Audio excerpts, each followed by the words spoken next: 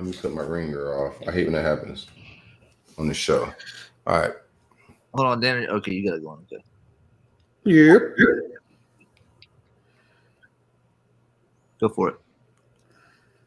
Boys and girls, ladies and gents, welcome to another episode of Stadium Miguel. It's your favorite Uncle Silk. It's Dan. And Birmingham Nick. Birmingham Nick. You got all the inside of the tea, man. That's me. It's Kermit over here, just drinking my tea in a hotel room. Feeling okay, bud? Feeling okay. Potting on the go. It's a long day, and just had a hotel salad for dinner. So hopefully, something else for dinner. Hotel salad, man. No. It was like one of those pre-made ones you get at Publix. Yeah, that's unrighteous. Yeah, it was not great. We're getting dinner after this with some other reporters, but it's been a long day. Still got to do some writing, but it's good. So for me, this is like the start of football. So for me, this is like I gotta get back into the mode. It's just a long day. Right. Yeah. Like it's 2 a days, right? Yeah, man, they outlawed that except for reporters. Except for reporters, we got 2 a days. But it's good. A lot less people here. Dan, how was your weekend? You're not in Birmingham doing anything exciting like that. Did you dance anywhere this weekend? No, sir. After my 6-7 week bender, whatever it was on, I used this weekend. I used the weekend to relax. Yeah, it's a 2 month bender. So I was looking back on it. I mean, I had stuff for like 6 or 7 weeks in a row, like 4 to 5 days a week. Like my body's not built like that anymore, you know? So I did some thinking, did some recollection of my mind, body, and soul this weekend, and ready to be back at it this weekend. We got an event for Silk and his birthday. DJ Pauly D's coming to town. What else is going on? There's all sorts of stuff going on. That's crazy. So he just said he found his inner chi, and then he rattles off a list of other drinking events that are going to happen. Yeah. You see the vibes. It sounds more like a tire fell off, and he's just waiting to put a new tire on at the NASCAR pit. On the track. Yeah. I said NASCAR, they're quick. It's a quick change. Nah, see, exactly. That's right. You can't live the life you want to live by just sitting around waiting for fun to come to you. You have to go find it. You know That's what a I mean? fact, Dan. So I said I spent this weekend relaxing my mind, body, and soul. I didn't say I'm going to spend the rest of my life relaxing. So we're going to be back at it. We're going to be dancing. We're going to be partying. We're going to be hanging out. We're going to have ourselves a weekend. So can't wait to tell you guys about it next week. So your mind, body, and soul was all on the bender, eh? Yes. It takes a toll. It does. I'm getting old. Not as good as you once were. Oh, no, I am. I'm probably even better than I once was, but I don't recover as quickly. That's true. I was about to say Silk's better. I'm definitely not as good as I once was. Oh, I'm not good at all. You don't see me doing any nighttime activities, bro. All the activities you see me doing, even at the Kush House, is daytime activities, baby. I did see that. That does. Now that I think back on it, Silk, a lot of the stuff you do is brunch time, lunch time, early afternoon, early evening. Sir. If anything going on after that, man, the staff gonna take care of it. But I'm in bed by 8, 9 o'clock, bro. I'm washed. That's elite washed. That is elite washed. But I'm also up at like 4:30 in the morning, so my day starts early. But that's elite wash too. Yeah. Like enjoying a nice sunrise. Huh? What? Yeah. Dan's enjoying the sunrises, but it's like just getting back from. Yeah. Silk and I are up at the same time. You know? We're passing each other on the highway. Yeah. I love it. Well, I'm excited to see you on Saturday, Silk, Nick. Hopefully you can make it. Let's get into the – Silk, we didn't even ask you. How was your weekend? You had a big event with Tracy Howard this weekend. Oh, yeah, man. I had a great time this weekend. Thanks for asking, Dan. Fun, man. I wanted to kick off some content. Originally, it was supposed to kick off with Janoris. Had that cancellation a few weeks ago. So I was like, you know what? Let me reshift and redo some things. We're doing some visual content at the Kush House. So I had Tracy Howard came in. I got him to admit some things in that recruitment and some decision making that he made.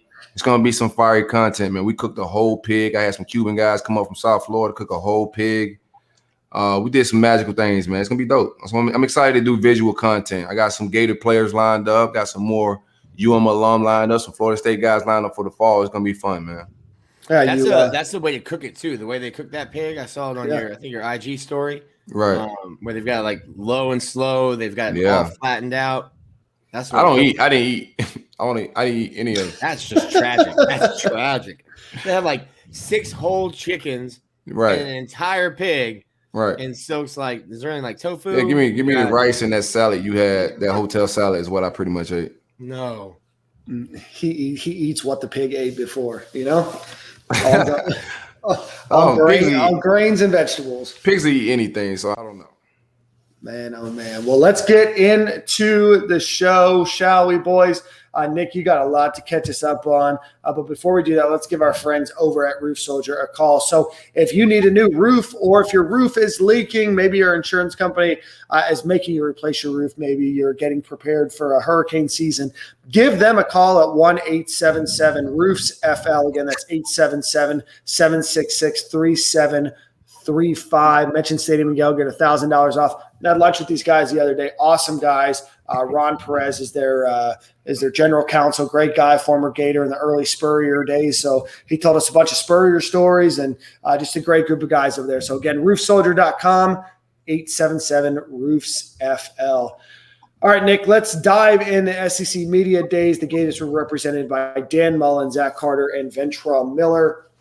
Got a host of topics, so I want you to dive in when you can, based on quotes and things of that nature. So, big news out of Greg Sankey's speech as he announced that games will not be rescheduled this fall due to COVID. It's up to teams to get vaccinated, and if they don't have enough, they may have to forfeit.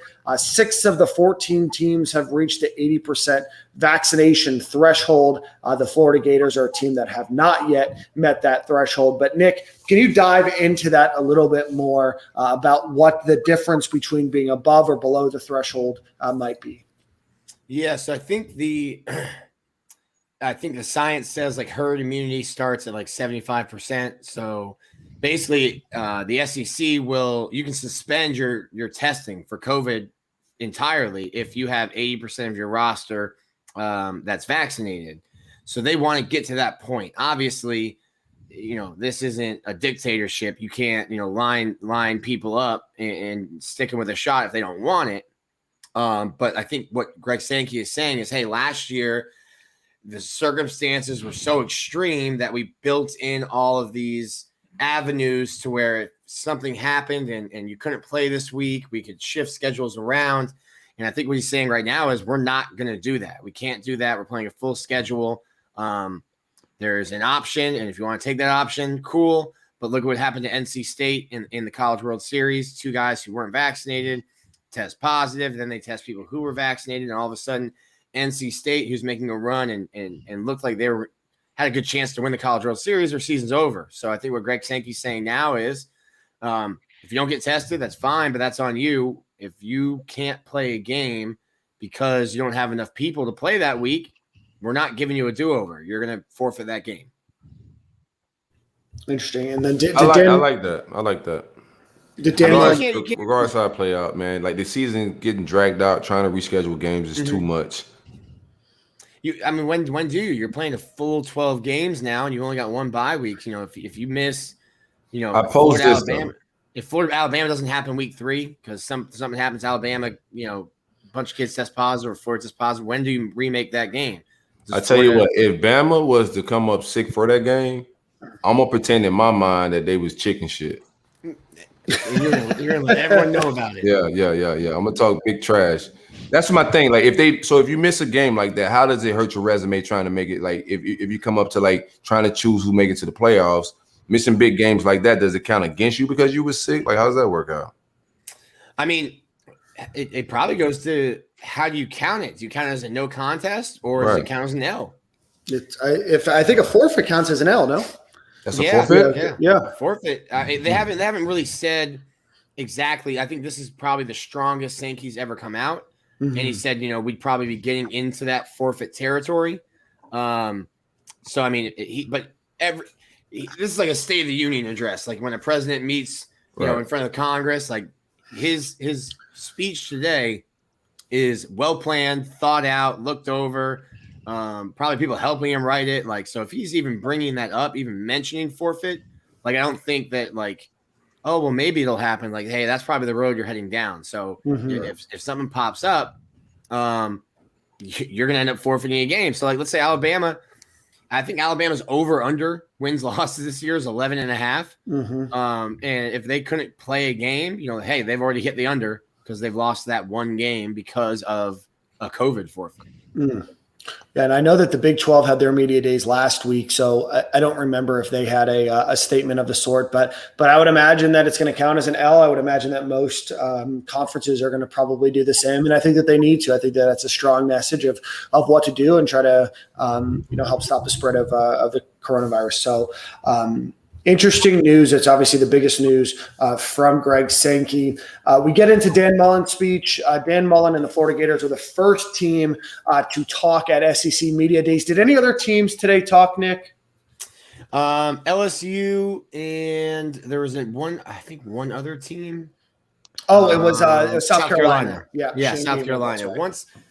Once Florida goes, I kind of I don't really see anything else because you go into a room where it's quieter, so you can start writing and working. So I saw a little bit of Sankey, but then we go into a local reporter's room. So even before Dan Mullen hits the stage, it's just the people who are from Gainesville talking to him. So I missed the second half of Sankey, and then got to talk to Zach and Ventrell and Dan, and it was cool after. We just kicked it with Ventrell and Zach, because they were kind of just waiting for Dan to finish, and we just kicked it with them and just talking to them, What's your record? Oh, go ahead, go off the record. Yeah, just talking to them off the record stuff, just about NIL. I thought you had something. And stuff. No. Thought you had something off the record. Some good shit. I'm a journalist. We got off the record stuff. We're not going to be divulging that. Yeah. I get it. You're a professional. You don't want to go full Shannon Sharp. We all had opinions on who we thought would go to SEC Media Day. I kind of threw Ventrell in there just because I knew senior leadership, and he's a guy they've been talking about from that standpoint. What did you get? How did you like Ventrell at Senior Day? He's not a good quote in terms of writing it. So if you're reading a story, there's not a lot to it, but he's got such a great personality. And a lot of energy to him, and I think a lot of the guys. So you get asked the same questions different ways, and a lot of these other media members that don't know the players will ask you questions and kind of look for you to get tripped up. And obviously that's something he was talking to me about today. He was they kept asking me about Dan Mullen going off against Missouri. I'm gonna bash my head coach and say that he lost his composure and we were embarrassed or something. He's what do they think I'm going to say about some of this stuff? So I think he handled himself really well. He's not someone that we talked to a ton before. So I was surprised that they brought him just in that aspect where he hasn't done a ton of media with us. And you kind of want to bring someone who's polished, like Zach Carter. We've talked to him for years now, and you kind of know exactly what he's going to say. So Ventrell was good today. Not going to give you any, headlines. He's not going to get you in trouble, any bulletin board material, but he was good. He handled everything pretty well. Yeah, I thought that was a safe pick. I think we all said Zach Carter was going to go. We all thought that 3 people were going to go to SEC Media Days. Came out a couple days later. It would only be 2. I'm surprised that they didn't put Emory Jones or somebody from the offensive side of the ball. You have a defensive lineman and a middle linebacker, but it is what it is. I guess Dan Mullen feels comfortable, right? You have a 5th-year senior and a 6th-year guy, right? So. Yeah, it's Dan Mullen to the core, man. Senior leadership. I guess Emory's not old enough yet. I think if what about this? I posed this. I like to pose things.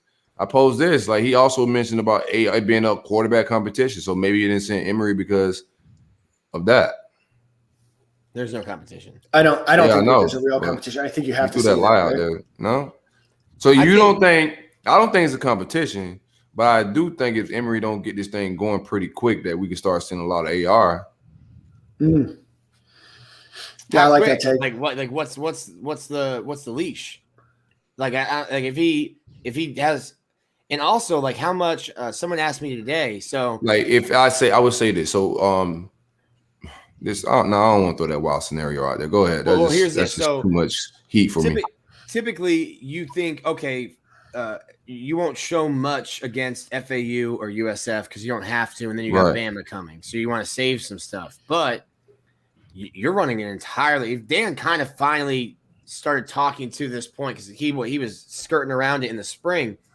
the offense is going to be entirely different. Right. And you can see it, and Emory can look great, and Damian Pierce can look great, and Hendo and all these guys, but you've got to start running stuff because it's only stuff that you've run in the spring. You wouldn't be calling these plays with Kyle Trask. So how vanilla can you be against USF and against FAU when you're still trying to figure out what can we do well, what do we not do well, how do we hide our weaknesses, how do we play to our strengths, and then if you're not doing enough against FAU, USF, like I don't see any way. No, we're gonna wax those teams. I don't see any way, like outside of Alabama, outside of injury, that like anyone other than Emory Jones is starting a quarterback week 3. I think it depends. I think it depends on how crisp it looks. I think it depends on how clean it looks. I think that Emory Jones. It depends on that offensive line, my brother. That's what I think. Because I like Emory, and they both are dual threat quarterbacks, but one is definitely a better athlete. AR is a better athlete. He's more dynamic in open field. He could do more things. So all of it's going to be dependent on our running game and offensive line. To me, as far as like if these guys are going to stick, or if Emory's going to stick, rather. Like if he can't get that going, I don't think passing, he's going to be able to drop back and be able to make passes and move this offense. Yeah, I don't know what Anthony Richardson does to solve that problem. You know what I mean? I think that he's a different runner. But he's also a special runner. Right. Emory's a good runner, and AR is a special runner, and that's the difference. No, I agree, but I don't know if the offensive line is that bad that you're pulling Emory. Yeah, I don't know if that gets solved by putting in Anthony Richardson. You know what I mean? Yeah, I can't wait because Dan says that now. I'm gonna be watching his Twitter the first time Emory has to roll left because the right side got blown up. I watched Kyle Trask roll left, so I can definitely watch Emory Jones roll left. No, it's probably a little faster this year than it was last year. Potentially. Potentially. I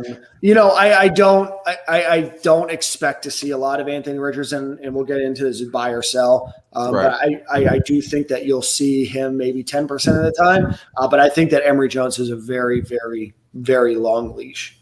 Yeah, me too. I think Emory's one and done. I think he has a good season. He sells off into the NFL. Yeah, I like that take. Nick? Dang. If you're saying he's one and done, like he's got to have I guess because he's getting a little bit older, but like I thought he could be here potentially 2 more years, be here in 2022 starting quarterback. Nope. I don't see that. No. Yeah. You guys are hard sell on that. Bro, this is it. Yeah, he's got one shot.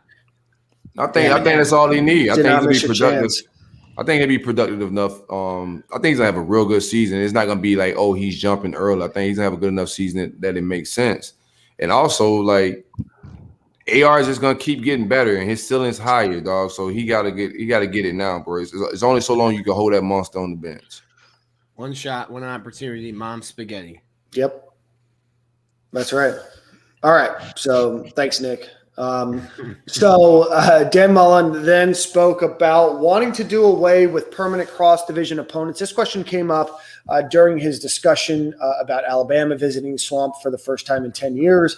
He said that he wants to get rid of cross-divisional rivalries to allow for more opportunities for teams to play each other, similar to the way that he did last year. Are you guys in favor of the permanent cross-division rivalries that are in place now? Would you be in favor of a different team being our cross-divisional rival, or would you want to get rid of them completely? No, I think we need them for sure. I like Dan Mullen. I want to mix it up. I want to play Bama more. I don't want to play LSU and the same West programs we play every single year. Like I wouldn't mind mixing it up for sure. So I've grown to love that LSU game. Like Florida LSU, there's like weird stuff happens. I mean, generally the weird stuff is in like LSU's favor, like the fake field goal, Jacob Hester in the 4th downs last year, the fog and the shoe and no Kyle Pitts and all that. I love that game. I would be interested. So like when the college football playoff expands, because it seems like it's going that way. what is the point of the SEC having divisions anymore at all? And then just completely scrapping divisions, and then there's no cross-divisional opponents. Maybe you have some yearly rivals, and then you have 9 conference games. What the hell are you talking about, Nick? I'm talking. So if the college football playoff expands to 12 teams, and they're going to add more, they need to how do you do you have a 14-team conference, and that way, you're not going to get a situation where a team gets left out because they lost in the conference championship or didn't get into the conference championship, something like that. I just think that I think the whole landscape, if it gets bigger, you're going to try to get more teams in. And I think getting rid of divisions would give you a better opportunity to have schedules that could get 3 or 4 teams in from the SEC potentially if you're having a good year versus, well, they didn't even win their division. They didn't get to the SEC championship game. Right. I don't know if that matters. Yeah, it does, because A&M kind of ran into that problem last year.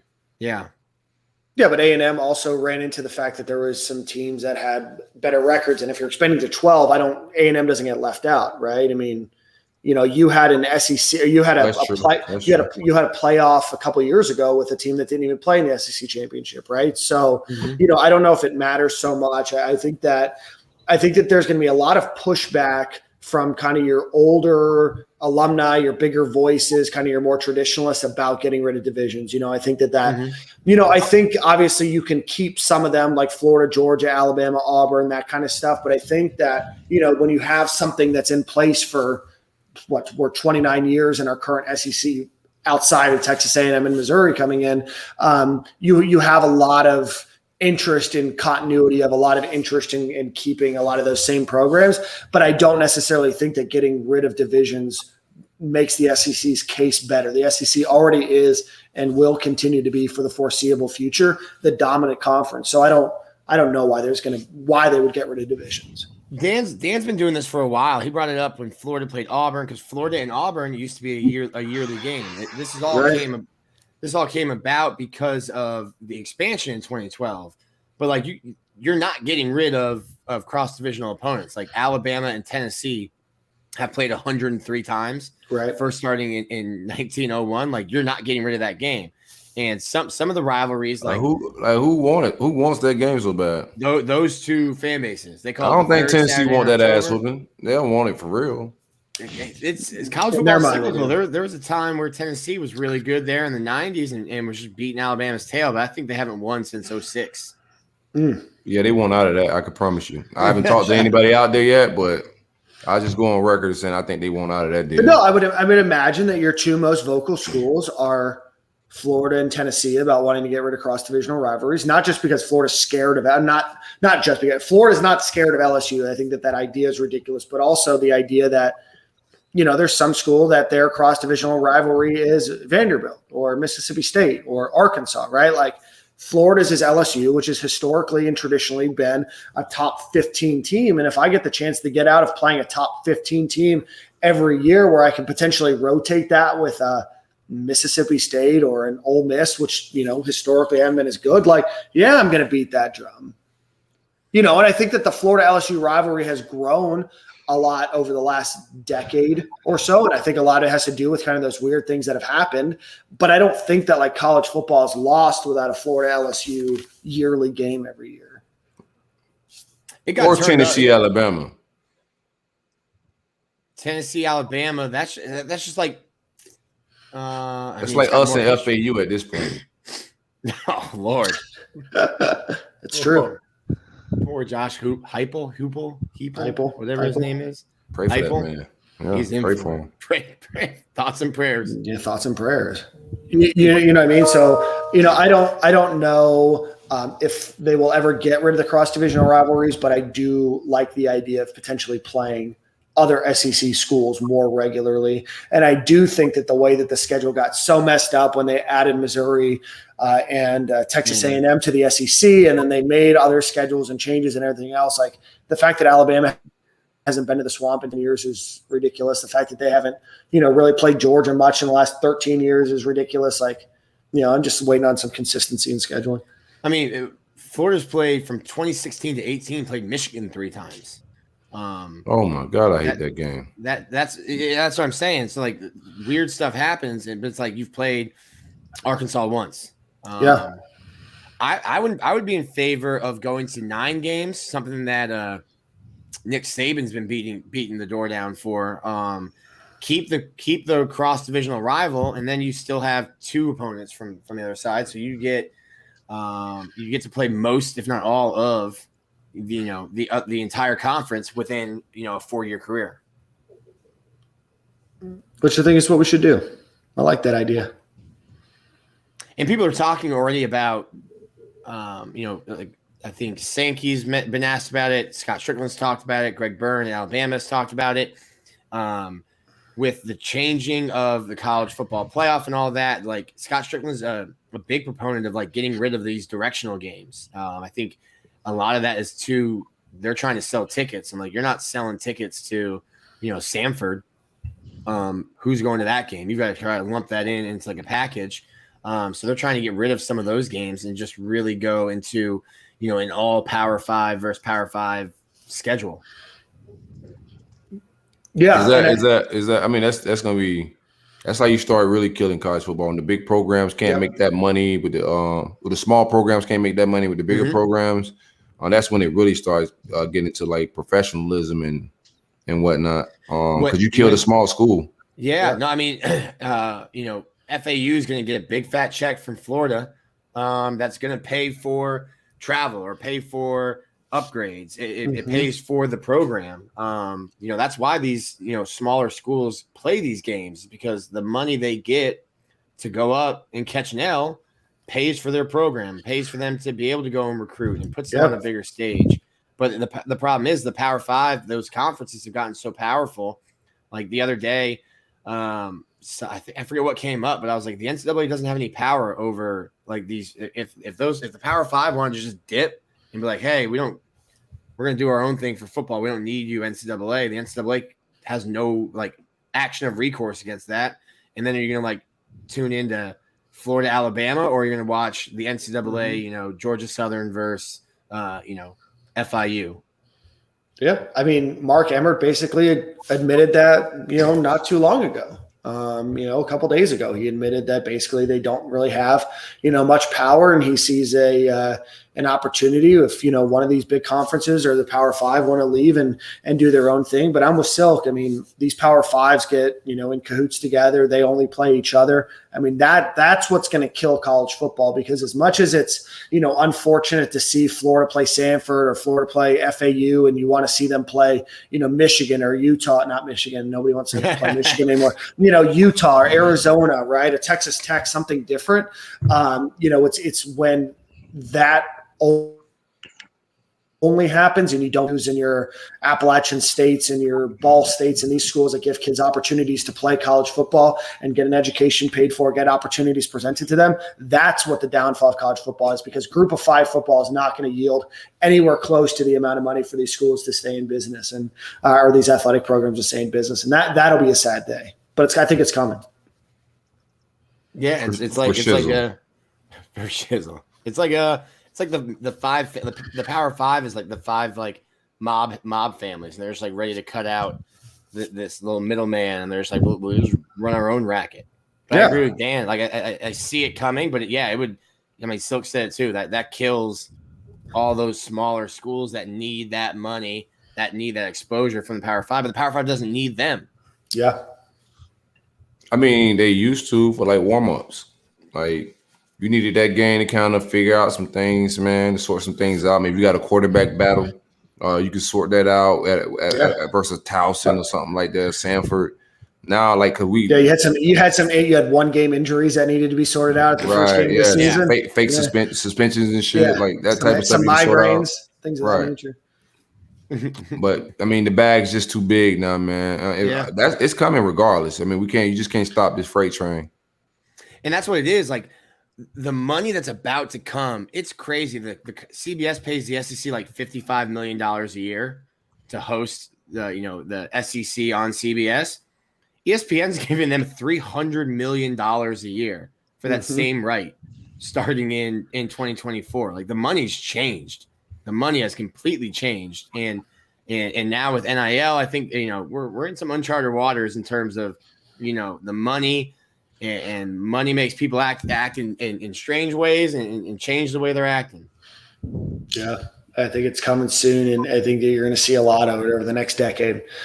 It will be sad to see. It'll certainly be a change to college sports. Speaking of changes to college teams and things of that nature, DeMarcus Bowman is going to be expected to play in 2021 under the one-year transfer rule.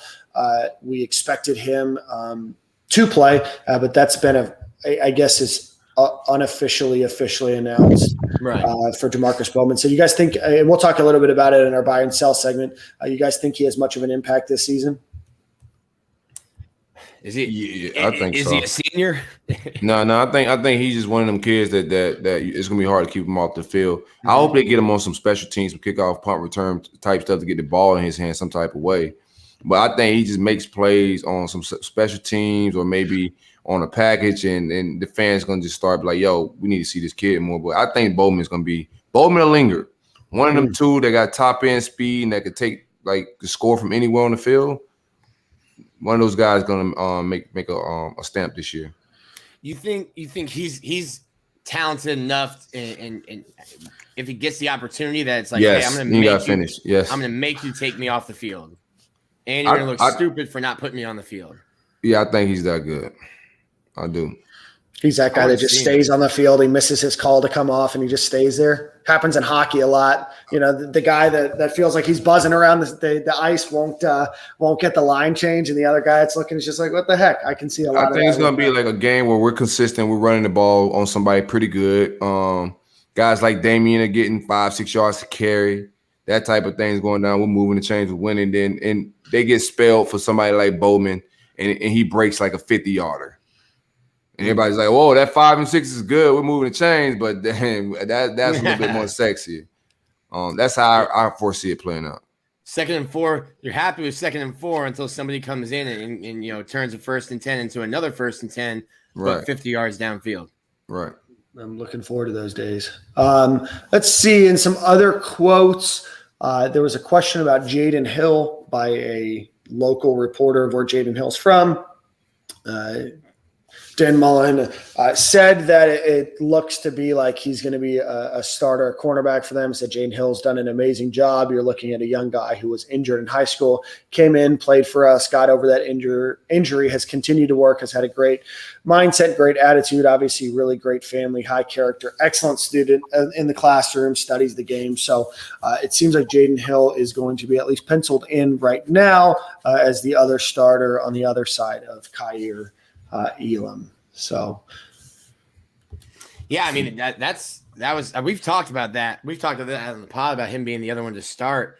I think we were talking about how short is the leash with Emory Jones. I think with a guy like Jason Marshall waiting in the wings, the kid that just transferred from Missouri, I'm forgetting his name.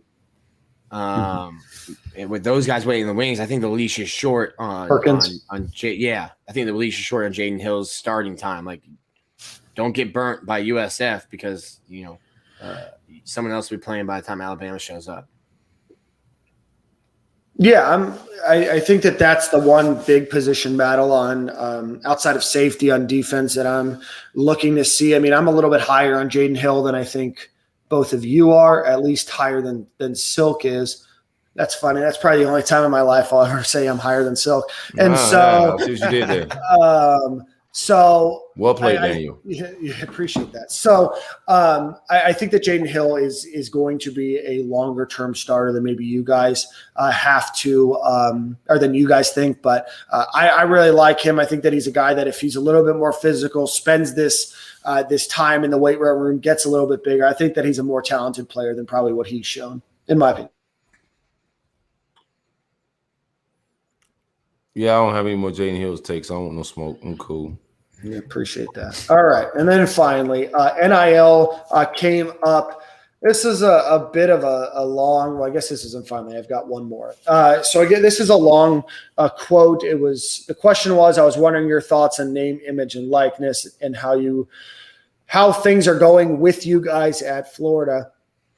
I think so. Dan Mullen said you're looking at the state law we have in Florida, and anytime you're adapting to a new law within the state and a new law that directly affected our football program, there's a big learning curve. I'm really excited about it. I'm excited about the opportunity it presents our players. I think it's great for the players. We had a team meeting on it this morning of continuing to educate ourselves, educate each other, continue to grow and learn with the law. What's the best way to help players operating within the law?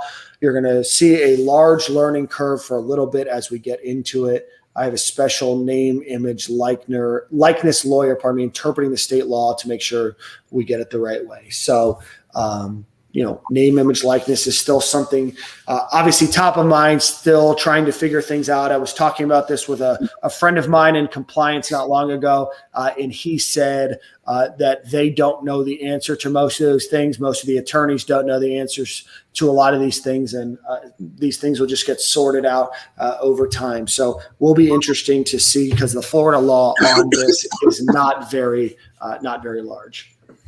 Yeah, I didn't know. Sorry, I think my hotel internet is struggling to keep the video. You got that Johnny Townsend going. internet. I do. They got Nick at the Motel 5. Yeah, I'm in Alabama. Who knows? I didn't know they had internet here in this state. They definitely got the Motel 6. I didn't know.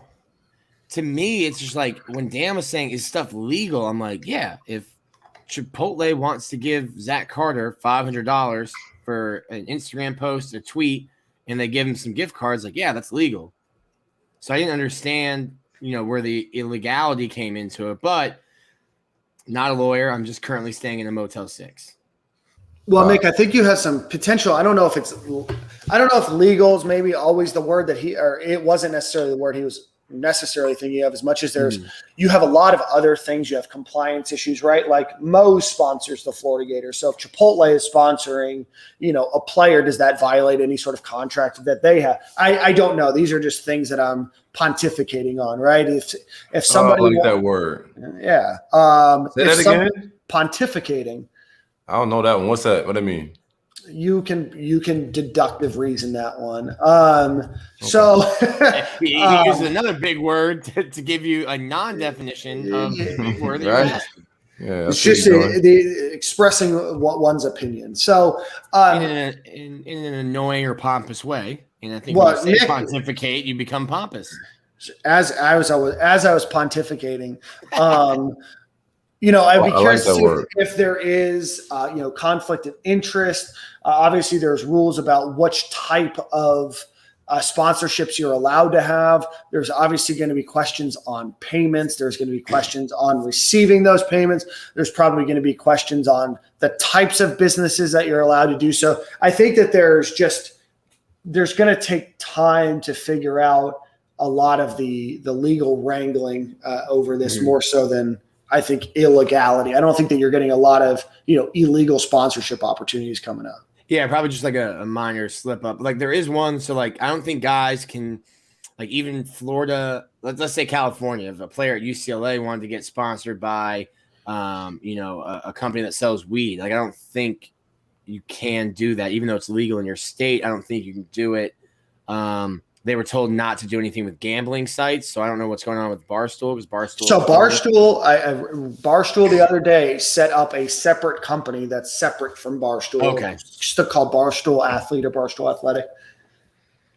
Because Penn is just a gaming company, and Penn owns Barstool, so that would have been like an illegal one for them to do. Illegal in quotes. One thing that Zach Carter said, and he had signed a deal with Vail. Which is like a healthy. That's my friend's company. I went to high school with that guy. I had no idea he signed with them. He signed a deal with Gale, and he literally so he has a team of people that will bring him stuff, and people reach out to him or reach out to his team.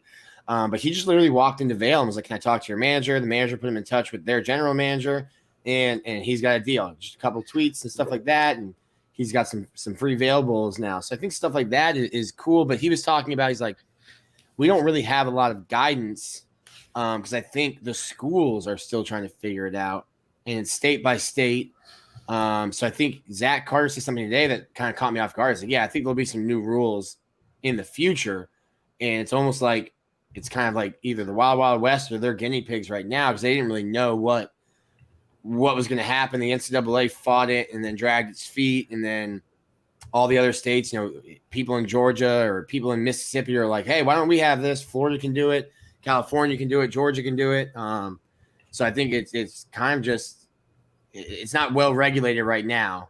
Right. I think guys are making money. I think Ventrell and Zach both wanted to go to the mall that's attached to the hotel.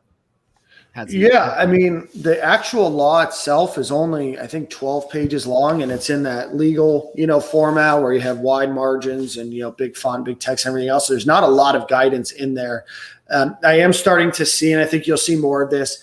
I saw a couple players from the University of Iowa went to a mall or a restaurant and did autograph signings. I know Spencer Rattler did, the Oklahoma quarterback did some signings. So I think you're going to see more of that. I think that's probably the most likely thing that you'll see is name and merchandise stuff with obviously some tweets and things of that nature. But I was having this conversation with the guys from Roof Soldier of like, how much is a tweet worth? Right. And I think that there's going to be a lot of figuring out what a tweet is worth. There's going to be a lot of analytics that are going to need to be provided behind it. Who's your demographics? What kind of, audience do you have? So I think that there's going to be a lot of things that settle out.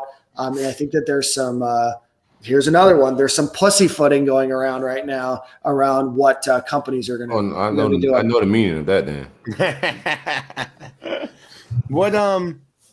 What do you see? What do you think about this? So TexAgs, huge independent company, paying whatever the sum is. I mean, they paid $10,000 to get these exclusive interviews. What do you think about journalists or outlets like that doing it? And I think there was some outrage about Texas A&M, and I'm just thinking like, hey, like ESPN does that.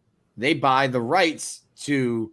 To stream the game or to broadcast the game. And with that comes getting to talk to the head coaches on the Thursday before the game, getting to talk to players and doing all this other stuff. So I'm like, well, why are you TexAgs has been around for, I think more than like 15 years, a local internet company internet site in College Station. I'm like, why is there outrage about that now? But what do you think about, let's say, Rivals, for instance, wanted to pay and say, hey, we're going to do Zach Carter's going to do a story with us leading up to every game. Do you think it's wise, or do you think that's cool for people who are journalists and supposed to be covering to then start paying for interviews like that? I think they're going to start paying certain kids. Of course, they're going to try to like certain brands, but they're like everybody else. They're trying to wait and see what these kids' worth is before they just start throwing ridiculous money at a college kid. But I think eventually, like the captains on the team, the players that some of these coaches want speaking to the media. Of course, it's still up to the player, though, right? Like, yeah, it's still up to the player. I just think it's too many players for them to lock it all up. I do have a take that like that type of media is probably going to be less.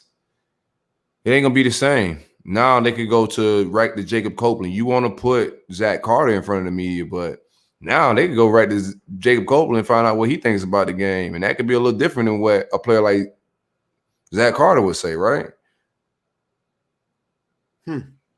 Yeah, I mean, there's certain ways to like we used to get asked like during games. I mean, the guys don't have to talk after a game. And we used to be asked like, hey, who do you want to talk? Obviously, you're going to talk to the quarterback. You're going to talk to if a guy, ran for 200 yards, you're going to talk to him. But guys can say no. And I think you're in a situation now where some of these websites or reporters or places are like, listen, I don't need to use the school anymore. If I can give a guy, let's say I want to give him $200 for a 20-minute interview, 10-minute interview, whatever he thinks his time is worth and what you think it's worth to you. I think you just circumnavigate the school now. Right.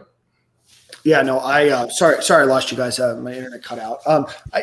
Nick, on your point, and I'm not sure if Self made this point, is it's going to be interesting to see if the media departments at these schools start to limit what some of these guys are saying, right? I mean, maybe TexAgs paid you $10,000. Well, maybe they say, hey, I mean, if you divulge too much, maybe you're playing less, right? Maybe your time on the field that you used to have is going to go to somebody else. You still got to recruit.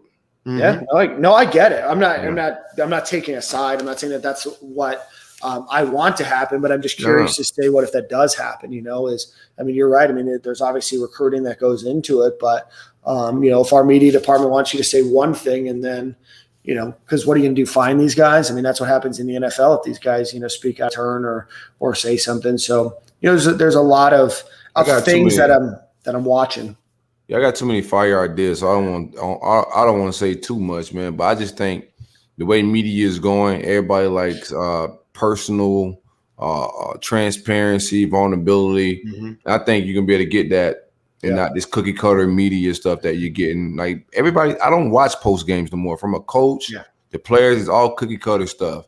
If it's raw stuff or like, man, I just lost, like I'm a little pissed, and it's coming from players with passion that is a little unfiltered. Like I'm tuning in, I'm giving that dude $6-7 to watch whatever he got going on his Patreon, because I want to know what Jacob Copeland may say behind them gold teeth on a random Sunday morning or Saturday night after a loss.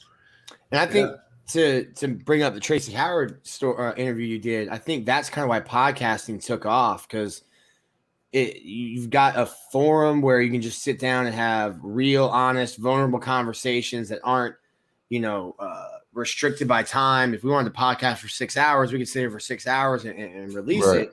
And after a game, hey, you've got 7 minutes for this guy and you've got to bounce around asking questions. I think it's, for something like our podcast, to bring a guy on and be able to just sit here and just chop it up. And it doesn't have to be all about X's and O's and who's your next opponent, but just actually learning about the person behind the helmet. Because a lot of times we don't get those stories. Yeah, absolutely. I really like that take, Nick. And finally, commentary from Dan Mullen on recruiting, basically saying that he doesn't rank these guys. Flip the switch to violence. Yeah, which I think is an interesting take to have, but basically that he recruits his guys. It doesn't need y'all's opinion on the guys that he recruits, which I thought was an interesting take. Obviously shouting out the guys that did commit and sign with Florida, but certainly that was a take that I don't know if the internet wanted to hear. It judging from my mentions, no. They did not want to hear. Especially after just missing out on Tyler Booker. Yeah. Nobody ain't trying to hear none of that. No. Florida right now on Rivals is ranked behind Vanderbilt in recruiting. So maybe you should start looking at the stars and going after them. I think they're doing a good job. They got a solid recruiting class right now. I think every kid that they got, besides that DB, the last DB they took was a little suspect, but I like every other commit right now. I'm not gonna lie to you. Guys with high ceilings, but we just still missing on the studs, man. And we could keep on harping on that, man, of like Bama taking everything in this state. But look at Bama. We just talked about this last show. Like I could be mad at Dan Mullen, like, you know what I'm saying, from unhinged and not stable as a person, but reality says that he's going against the greatest football coach of all time for offensive tackle, a position they churn out first rounders annually. They ain't finna win that. He got better facilities, he got championships, and he's the GOAT. Like, he's gonna get who he want. Yeah, I think Dan made that. I think maybe it might have been on Twitter, Dan. You were I did. That was like the guy, the players they're recruiting now. Florida, they were like 2 years old and 4 years old when Florida was. Let's just say relevant, because like, listen, the Florida's been kind of relevant like the first 2 years of Mac, but then that was down. But in terms of a national scene, Florida hasn't even been relevant outside of a couple years in these kids' lifetimes. Mm-hmm. Not competing for championships. Haven't even been nationally relevant. I think sometimes like traditional relevance. Go ahead, Dan. My bad. No, you can go ahead. No, you're good. I don't want. I'm not defending my take. I defended it enough on the internet. This is the comment, right? Is I am not saying that Florida is recruiting well. I'm not saying that they're recruiting poorly. I'm not saying anything about Florida, and I'm not settling. I mean, that's the thing on the internet. Everybody's like, oh, why are you settling? Like, why do you want this team to be bad? It's like, I don't, right? Like, at the end of the day, I don't care who is the head coach at the University of Florida. I don't care who the offensive coordinators. I don't care who the defensive coordinator. I don't care about anybody. I think that they're all great people, and I want people to be successful. And whoever the coach at the University of Florida is, I'm going to support them because that's my alma mater. That's a team that I cheer for, obviously in varying levels of support. My comment was, when you're going up against Alabama, it's an impossible conversation it's an impossible thing to reason in your head. If you're a top flight offensive line prospect and you have the opportunity at Alabama, why wouldn't you? It's a lottery ticket. Right. Like, if you don't make it to the NFL, you are likely going to be playing in multiple national championships. You're likely going to be playing in the SEC championship in at least 3 of the 4 years. There's an opportunity for you to consistently be relevant and be around winners all the time. I get why a kid does it. Florida doesn't have a great recruiting staff. We've known that. We knew that before Dan Mullen got hired.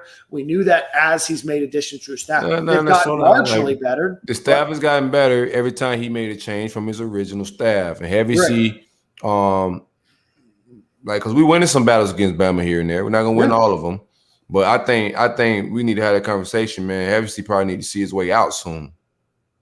And you are maybe right? But what is the first thing? Maybe I'm right. When we talked on even the Gator panel like 3 years ago, before Stephen Gale even really existed, right? Well, what was the one thing we talked about Dan Mullen is that he is loyal to a fault to his staff. Right. And so the guys that have left, he's improved and he's made those changes. But if you think that like Dan Mullen is going to go and make these wholesale changes to the staff, I just don't see it. So it's one of those things where we've said, hey, let's accept that this group of staff members is great at developing talent. And that's what they are. But like, to get upset that a kid goes to Alabama instead of Florida. No, I mean, I get it though. This is why I get it. Because, okay, you're saying like, yeah, we're going to lose to Bama, but we also know that Hevesy losing people to anybody. So that's the frustration. It ain't just he losing somebody to Bama. He losing somebody to damn near Santa Fe. Yeah, no, I'm not defending John Hevesy, right? And that's the thing, right? I wasn't defending anything about Florida. It's just, hey, you have a kid, Tyler Booker, a kid from, I think, Maryland, that's at IMG. So it's not like he's an in-state kid. He's not like he's a legacy or anything else. You choose to go to Alabama. We get all up in arms about it. Right. I think that attention could be diverted elsewhere. I'm not saying that recruiting is going well on the offensive line either. Oh, no, definitely. Like I said, we got some good kids. We got some talented kids. I like the talent they bring on this roster. I think Billy Gonzalez is recruiting at an elite level. I like the way Crime Dog is on the scenes. Jules' name is ringing bells. All the new guys. C-Rob has always been a recruiter. He's solid. Yeah. I just think I think David Turner's a good recruiter. You know what I'm saying? He's in it for a guy that I think we're gonna beat Bama for at defensive tackle. Yeah. Hevesy. Come on, man. We lost another lineman this week. A kid that made his top 3. I'm forgetting his name right now. We're not in that. And the school, Tennessee's in that. Right. What is Tennessee selling that Hevesy can't sell? I agree. I get it. It's to me, so like last year during the season, everyone's saying, if Todd Grantham comes back out in the second half of this game, I'm never watching another game again. And I'm like, listen, Dan had fired one coach in his entire career as a head coach, and he replaced that guy with Todd Grantham. I was surprised when Dan made 2 moves in the secondary this year. And I don't know what would have to happen for Dan Mullen to fire John Hevesy, someone he's been with since they were both assistants at Bowling Green. Yeah, Bowling Green. Yeah, I mean, when Mullen left, that's his dog. Like, he's not letting Hevesy would have to we got get arrested on some charges. Yeah, we got to plant some meth on him or something. I think Hevesy the only coach that went over with him to Mississippi State? No, Billy. Oh yeah, Billy G. Did he? I thought Billy G went to LSU He's at Georgia, right?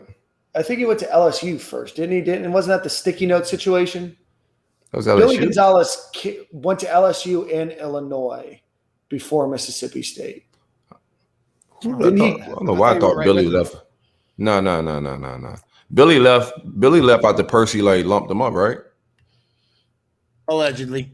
Yeah, I thought that there were no, that was a maybe. I think that was the LSU. I think he went to LSU first, and then Illinois. I think he made it back to Mississippi State, or there was definitely he definitely didn't go with him to Mississippi State. So I think John Hevesy may have been the only coach to go with him, and that was 13 years ago. So I don't see Hevesy leaving, and I think that Mullen I can't just give my friends money like that. Sorry. Yeah. You sure so? I promise you, bro. You about to see. I cannot just give my friends money, man. I mean, there's got to be frustration. There's got to be something going on to consistently lose these guys, right? I mean, Florida has recruited some okay offensive linemen. They've got a lot of players that have potential, but man, to consistently lose is tough. Yeah. Okay, Spence. That's right. I like that, Spence. Thanks. I can't read that on the show. Kevin O'Sullivan once told me, so I asked him about players. I think Baseball America had just written a story about them being like pitcher U, something like that, because they had a run of great pitchers that were all drafted first, second round. And I asked about him developing them, and he goes, great players make you look like a really good coach. And we're talking about how great this coaching staff is at developing. Cool.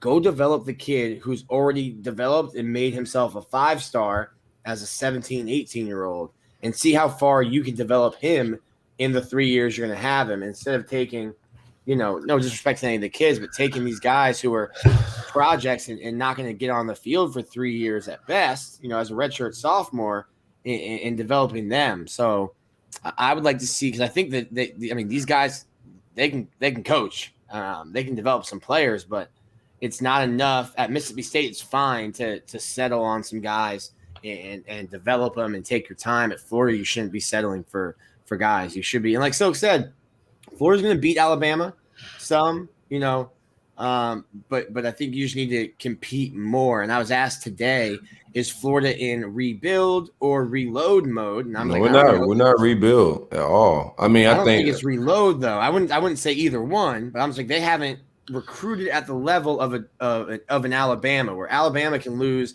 8 guys in the first round and they're still going to be favored to go undefeated and win again. Like, you're not recruiting at that level. I'm gonna be honest. I think right now I would be like in some like reload mentality if we had an offensive line. Yeah, because the skill positions on offense is crazy. Like, we got some talent at running back, wide receiver. We're solid at tight end, nothing too crazy special like last year. I believe in Emory Jones' ability. I just don't know what offensive line going to bring us. I think our defense is going to be good, just from like the standpoint of us having a good defensive tackle rotation. I think that's us having new DB coaches. Like, this is small little things like that is going to fix those problems. But I don't think we're reloading because of the standpoint, like, we don't have that mindset, because we don't know what our offensive line is about to do when they get out there. But that's every year. Blow up the offense. Right. If your offensive line is buns, like, it doesn't matter if you've got first rounders at receiver, first rounders at running back, and a great quarterback. If your quarterback's running for his life, there's only so much you can do. It starts in the trenches, so you can't have one of your worst recruiters in the trenches. That's just basic stuff. Like, you either need to switch up something, maybe with that extra coach, maybe we do one DB coach and get an extra offensive line coach to help him or something. But right now, development, I ain't seeing it, or recruiting, I ain't seeing it. That's something we were talking about when they were looking at getting the new, making new hires. I was like, would you get another offensive line coach and then just have one secondary coach? I think you probably need, like, that would have worked more when, like, Will Muschamp was here. Because, hey, Muschamp's the head coach, but he's going to coach the safeties. And then, you can have, just one guy coach the cornerbacks. But okay, why do you think he's so bad at recruiting? Let me just ask you that. Hevesy? Yeah. He's a different kind of dude. Everybody says that, but like, the fans want to know, like, why don't nobody want to play for this guy? I think it's just effort. I think it's effort. I don't think that some of the guys on the staff put in as much time into just reaching out to kids, from an early standpoint. You're talking to these guys when they're sophomores, juniors, building that relationship, and then just reaching out, even to like they do a really good job of it when like a kid doesn't get into school and goes JUCO. Like they were talking to Dewan Black more than they're talking to like the 5-star, 4-star offensive lineman that is like in the current recruiting class.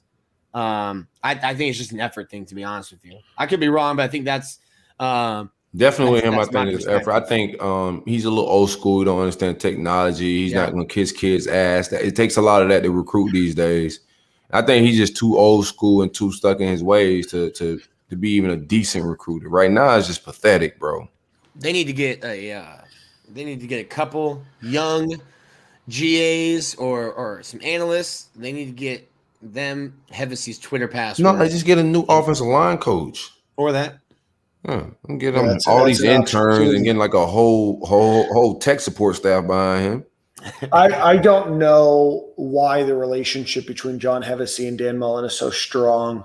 I don't know if they're like just best friends. I don't know if there's a relationship that he understands the offense or whatever it is. I mean, I think it's curious that, he's never done more, right? He became the offensive line coach at Mississippi State and has been in an offensive line, role. You've never seen him want for more or be considered for more. But it is curious because he's never been an elite offensive line coach. He's never been an elite recruiter.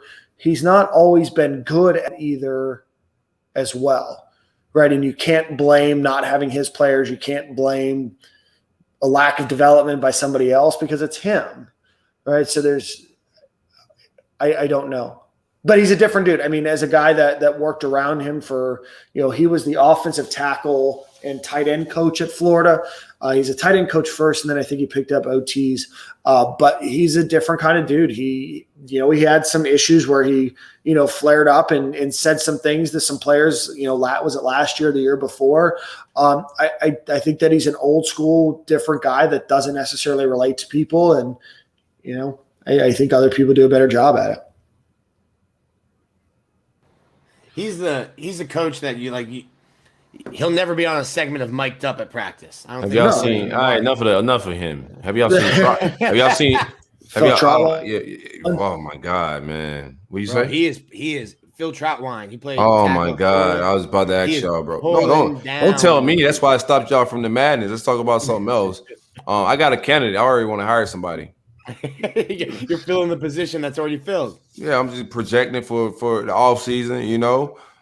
Phil, man, Phil's on the trail doing what he got to do, man. Yeah, I like Phil Troutwine a lot. He wanted to come on the show last year, but Penn State said no. A lot by 21 Savage from Spotify. Yikes. Yeah, I like 21 Savage too. That's Dan's bender.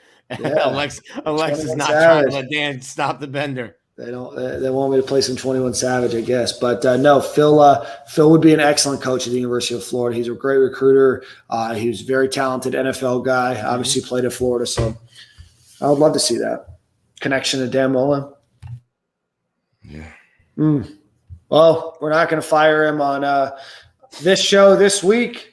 I already fired him. I don't know what you talking about.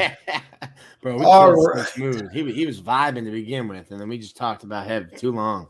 That was an hour-long segment on SEC Media Days. I think it's time to move on.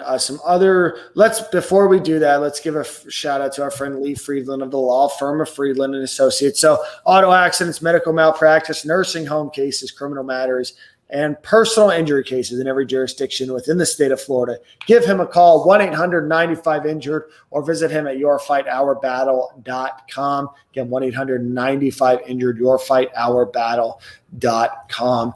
In recruiting news, we talked about offensive lineman Tyler Booker, who announced last week that he was heading to Alabama. Florida came in probably second or maybe somewhere in the top 5 for his services. But he's going to be heading to Alabama. Other big-time prospects, 5-star linebacker Sean Murphy has announced that he's going to be committing in just a couple of weeks on August 1st. It looks to be a Florida and LSU battle. Some folks right now are giving the edge to LSU. Some folks are giving the edge to Florida, especially because of his relationship with Christian Robinson, linebackers coach. I know that Jeremiah Williams has is a similar story of a guy that they thought was leaning elsewhere and ended up committing to the University of Florida. So I know C-Rob likes his chances, but Silk, your thoughts on Sean Murphy? Let me give my sources. I think like right now, I would say us right now. I like C-Rob in this battle. It's a difficult one to call. I got to hit up Connor and some other people behind the scenes to see what they think. But they were feeling really good about Sean before, but they felt good about some guys that missed too. So I'm not about to get excited at all. But last I heard, he was leaning towards us. All right. Nick, what are you hearing from your forecasts and the folks over at Rivals.com? Connor would know more than me. I'm No surprise. I'm chin deep in no surprise. I'm chin deep in football. I told you, football season started. I'm dealing with the guys that Nick's on his first day. Nick's on his first day of work in months, and he's already chin deep. So I'm just happy to be here. Yeah. Just whatever pays the bills. So outside of that, tight end Mac Markaway from St. Louis, Missouri, has announced that he is going to be committing on July 28th. His finalists include Florida, Notre Dame, Ohio State, Iowa. Alabama has an offer. It seems, reading some of the tea leaves, that it might be a Florida Notre Dame battle. I know we have recently seen Tim Brewster tweet out some commentary. It's always cryptic, never know who it might be about, but tweeted out some things the other day. Mac Markaway is very much considered one of the top tight end prospects in the country. Florida is looking to bring in two, adding to CJ Hawkins, who they have from down here in the Tampa Bay area. So Notre Dame, Florida battle. I think that Florida might be a favorite here.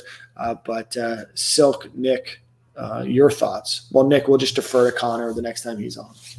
That date right now, like he had a visit set up to Notre Dame for that same date of his commitment. So if that visit is still on, I would have to say Notre Dame. That's some good deductive reasoning there. I did not know that was his visit date. That's what they had on the side. I was just reading. I went and checked out his profile, and he had a visit set up for Notre Dame on that same day. So if he canceled that visit, I feel great. But if he's going on it, I think tea leaves is there, right? Yeah, that's good. So I think that he's an outstanding player. Yeah, I haven't heard his name as much. When I was texting some folks earlier today, I was kind of surprised that Florida was as in it as they are. He's ranked by 247 as the number 4 tight end in the country, number 93 overall. So, really solid player, 6'4", 250. Not a guy that we've talked about much on this show, but it'd be interesting, on the 28th if Florida does land his commitment. But if, like you said, Silk, if he's heading to Notre Dame that day, then that would be very awkward. Very awkward. Let's see. Let's get into some other news here. Kaiir Elam, 561. So was announced to the Bednarik watch list today. Very good. Shout out to the 561, man. I expect big things out of Kaiir this year. First round draft pick type stuff. Lock down one side of the field. Make Jaden Hill job very difficult. Jaden Hill, who's ever on the other side, better bring their work pill every Saturday because they're getting a lot of action. Yeah, that's like the offensive coordinator is looking at film leading up to the game, and it's like, well, we're not throwing at 5. I don't care who's on the other side of the field. We'll try our luck with that. So you're going to have plenty of opportunity if you're the cornerback opposite of Kaiir. Yep, you can't hide. Whatever it is. I saw his I like this. I saw Stingley today. He was here for LSU. I think those guys are like connected all year because it's going to be who's the best cornerback. And I think we're going to be talking about like week to week.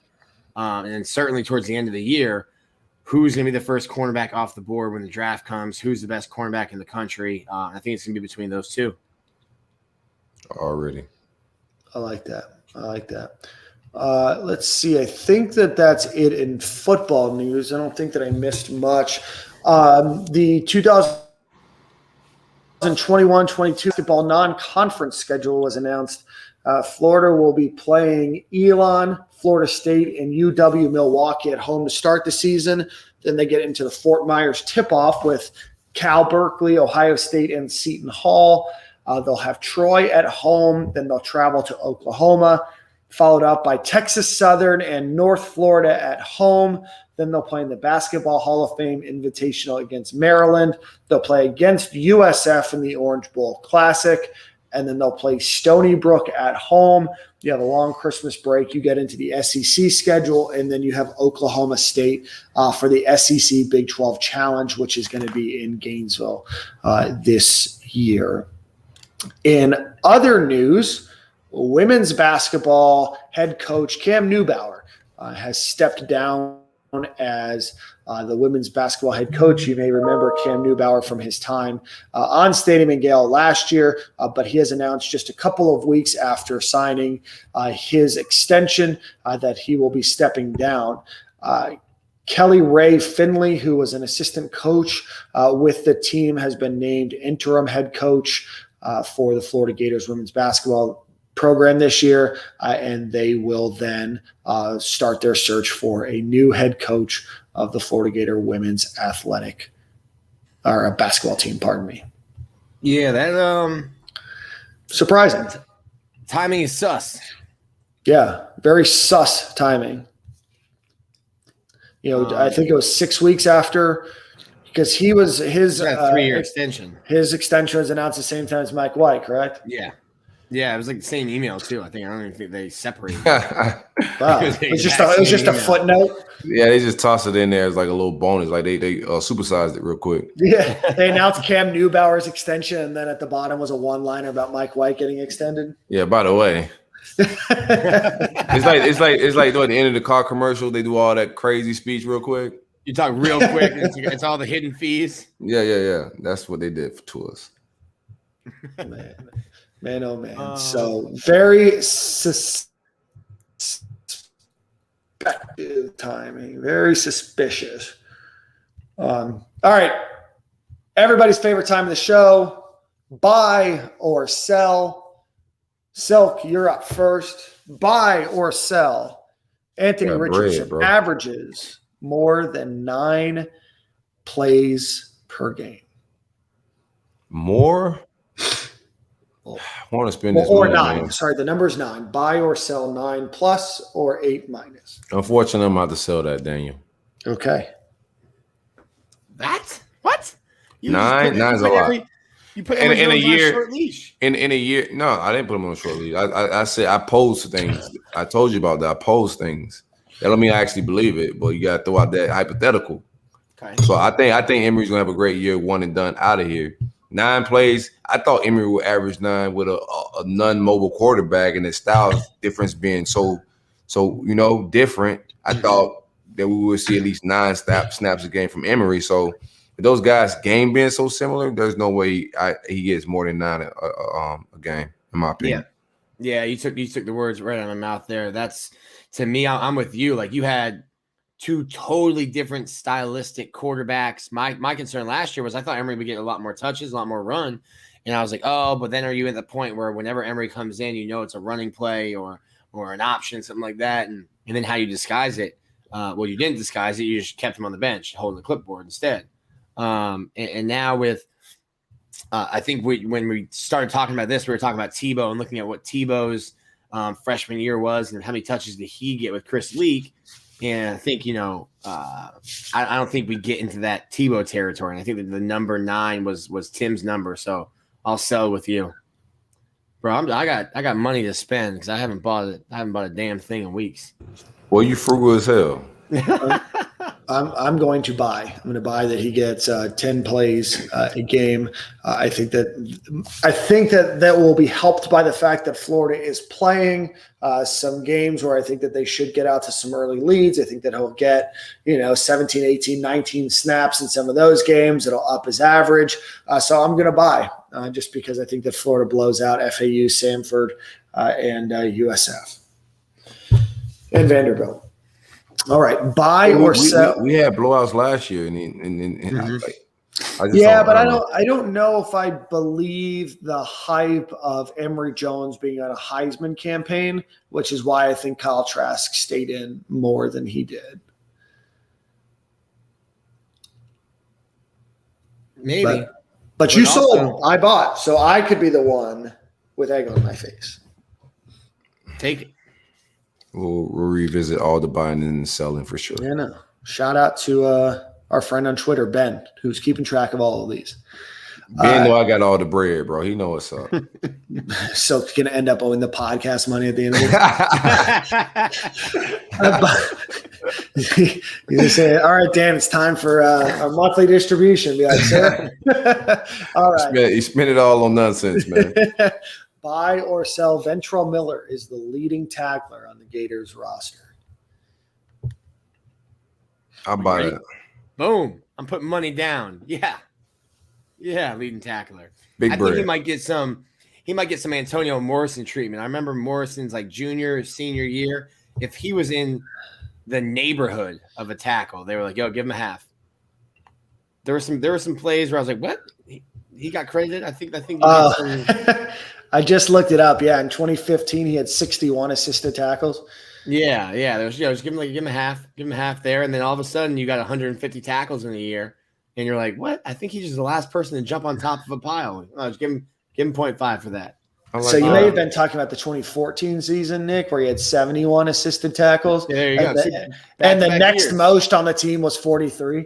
Yeah. You get a little. You get the hometown stat guy. Just throwing out assists, and those add up.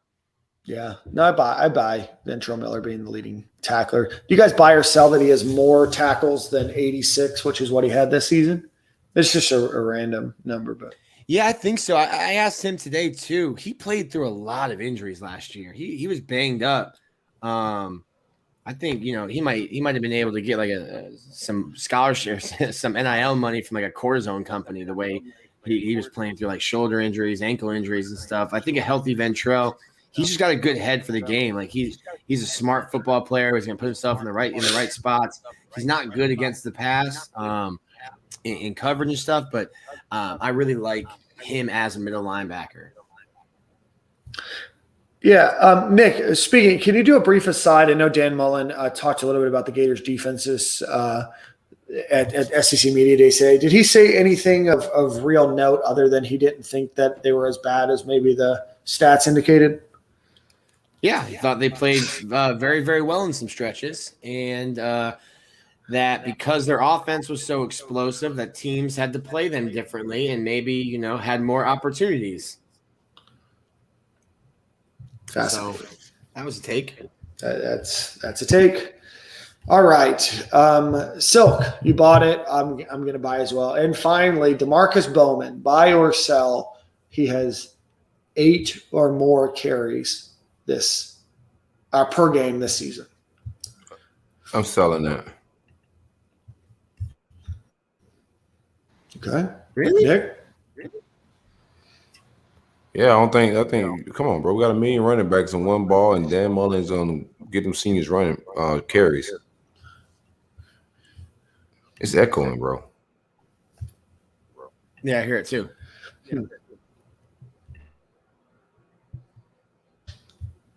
So, Nick, I take it by your really comment that you think that DeMarcus Bowman will have more than 8 carries. No, I'm selling. I just thought so would buy. Oh. No, I can't buy that right now. I have awareness and like simple stuff. I can read a room pretty good. So, how's his injury situation going? He should be good to go. To go. I think he dealt with it in the spring. Obviously, kept him off the field. I think he got like scoped. You go and get cleaned out, and then you're ready to go by the time fall starts. Very good. I'm going to sell as well. I thought I was going to get one with Silk there. So, give us a Brunt ad read. You be trying to set me up, bro? That's crazy. I know. Sorry, it's all part of the game. Let's get a Brunt ad read, and then let's get to a Gator News of the Week.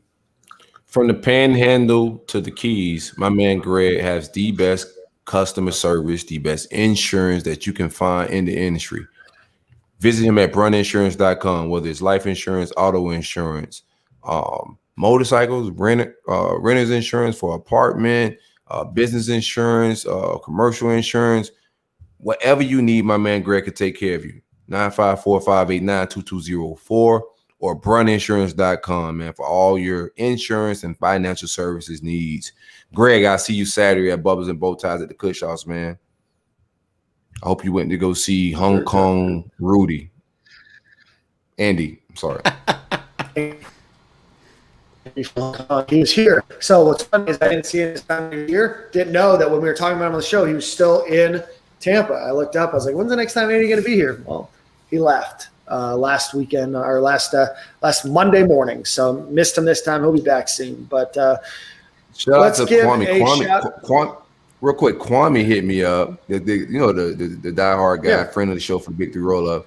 He is bro. That's a real guy. I'm in New York, and Hong Kong. Andy gets me suits as well. How about it?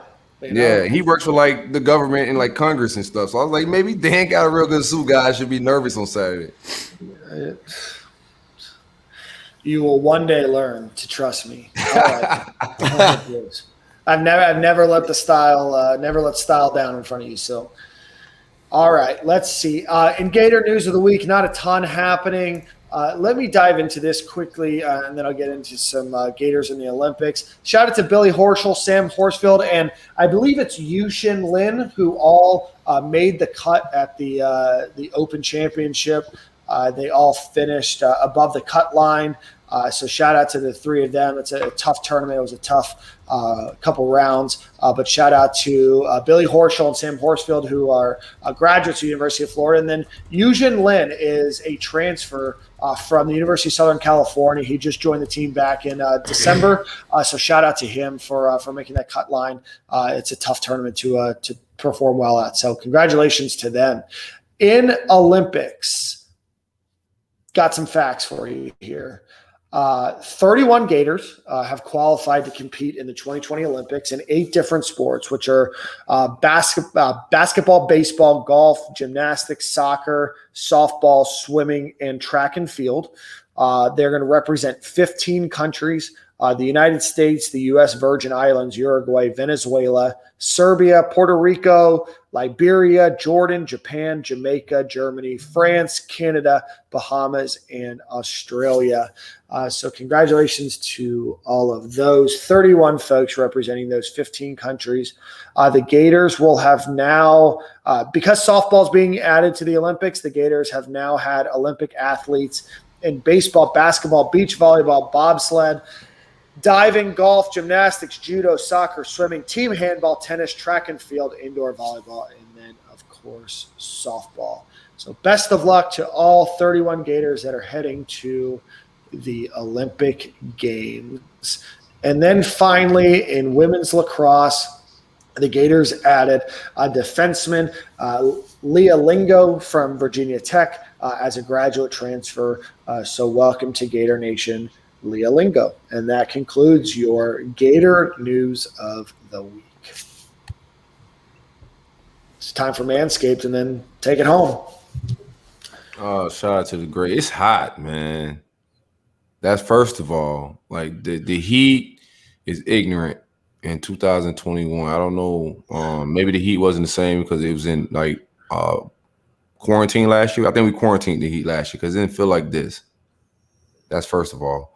But shout out to my ball deodorant, man. Kept me cool, calm, and collected at the Kush House this weekend while doing that fire interview with Tracy Howard. It was hot out, man. Our AC went out for a few little minutes at the Kush House. I had to get an AC guy in there a little bit. Everybody in that mug was looking a little toasty and a little hot. I was cool as a fan. Shout out to the great folks at Manscaped for that ball deodorant, man. Just kept your boy cool and chilled. Coupon code SG at checkout for 20% off. Free shipping. Dan, you getting washed, you getting old. I know you're doing benders, but I'm going to give you another 2 years away from getting this weed whacker for your nostrils, my man. Oh, very good. No more benders and a weed whacker. It's in your future. I put that to use as well this weekend. I'm going to make sure everything's fine-tuned for the birthday weekend. No nose hairs, no ear hairs. Manscaped, I appreciate you good folks, man. Absolutely. Love the folks over at Manscaped. Well, Nick, this concludes our show this week. Enjoy the rest of your, let's enjoy the rest of your time there in Birmingham. I know you're hanging out with Albuquerque and the boys, so enjoy your bender this evening. Shout out to Albuquerque. He's rapping at my shindig this weekend. He told me he had a gig. Yeah, buddy. we hanging out a little bit.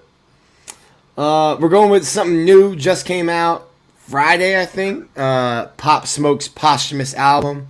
We're gonna go with song 3, Television. You're good. Television. I'm a hip hop guy. This will be my first time listening to this because I don't like Pop Smoke. He's a little that voice. I can't do it.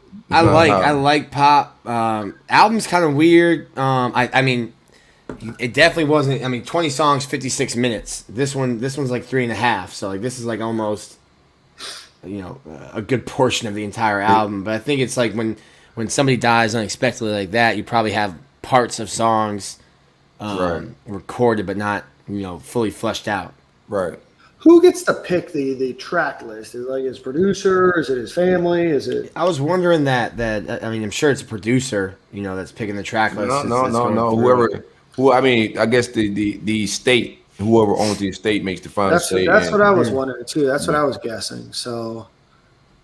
Hopefully the money is going to the family. His estate. Yeah, bro. Yeah, he's making he's going to the estate. He's making crazy amount of. I mean, it's sad that he died so young, man. His future was crazy bright, but like he's been charting like crazy for forever. Him and a couple other guys that passed, they just stay at the top of the charts for the last like year or so, man. Shout out to Nipsey, he's at the top of the charts as well.